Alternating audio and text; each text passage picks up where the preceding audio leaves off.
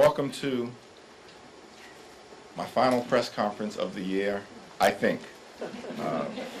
But certainly appreciate the work that you do on behalf of the American people, consistent with the First Amendment and the important work the media and the Fourth Estate does to communicate information to the American people, what's happening on Capitol Hill, and keeping them informed in the best way possible.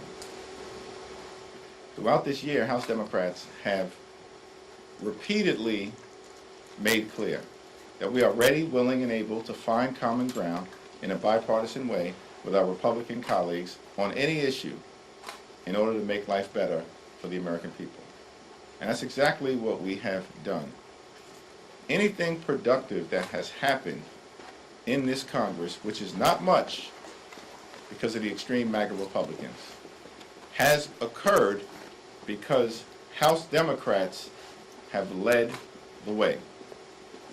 In May, we avoided a catastrophic default on our nation's debt that would have crashed the economy and triggered a job-killing recession because House Democrats provided a majority of the votes necessary to pass the Bipartisan Fiscal Responsibility Act. In September, it was House Democrats who prevented a dangerous government shutdown that would have hurt the American people and ensured that there would be $16 billion in funding for disaster assistance when House Democrats provided a majority of the votes to get the continuing resolution over the finish line.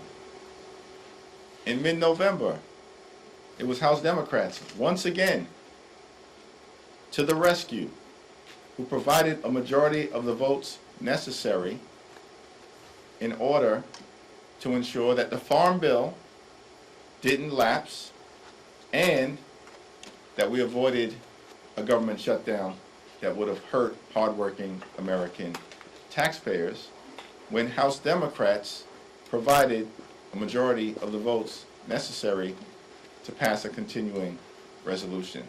And once again, on the final day of this do-nothing Republican Congress, thankfully, House Democrats provided a majority of the votes necessary to get the National Defense Authorization Act over the finish line. Why would so many House Republicans, who are nominally in the majority, vote against the National Defense Authorization Act? The answer is pretty startling.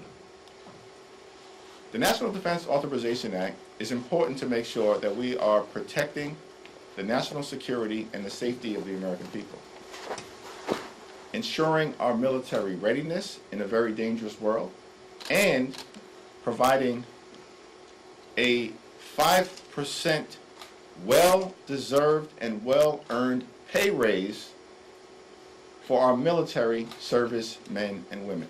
Why would so many House Republicans oppose the National Defense Authorization Act when they are in the majority nominally for the moment? It is because we were able to successfully remove efforts by extreme MAGA Republicans to further criminalize abortion care and stop military service women from receiving the support necessary to seek reproductive health care in other states when they are stationed in places like Texas. On this week of all weeks, when we've seen the cruelty of right-wing extremists unfold in terms of reproductive freedom in Texas before the entire world, clearly necessitating the need to ensure that military women who have no choice other than to serve when assigned to places like Texas, have the opportunity, when necessary, to make their own reproductive health care decisions and travel to other states on this week of all weeks? You have so many House Republicans oppose the National Defense Authorization Act and a pay raise for our military because they were unsuccessful in marching America toward a nationwide abortion ban, and they wanted to start with military service women and military families. It's shameful. But that's the reality that we confront. And we're going to continue to point out the contrast between House Democrats, Team Reasonable, Team Normal, Team Get Stuff Done, and Team Extreme.